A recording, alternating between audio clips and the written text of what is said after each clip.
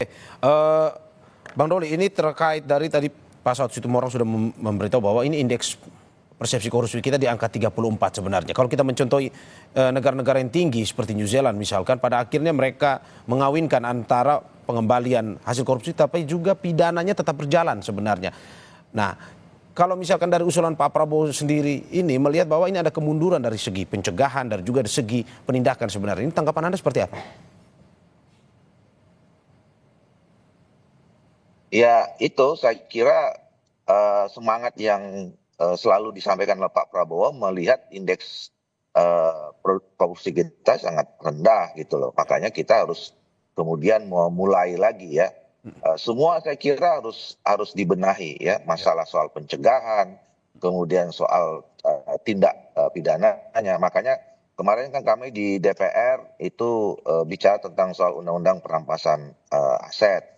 Saya juga berapa kali sama Bang Saud waktu itu diskusi ya. Nah, walaupun kemudian kita waktu itu membuat diskusi itu karena tindak lanjut dari adanya konvensi ya, UNCAC itu yang kita sudah ratifikasi. Nah, cuman kan persoalannya sistem hukum kita, masa hukum kita berbeda.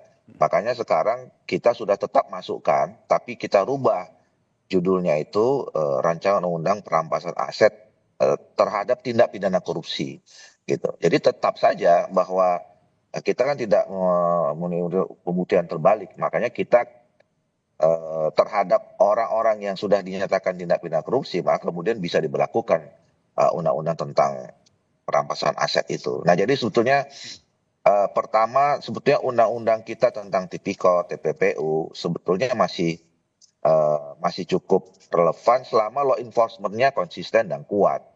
Ya. Nah, apalagi nanti kalau kemudian ditambah dengan undang-undang yang baru nanti, mudah-mudahan ini semakin menegaskan kita, menguatkan kita, membangun kesadaran secara kolektif bahwa bangsa ini harus mengurangi korupsi.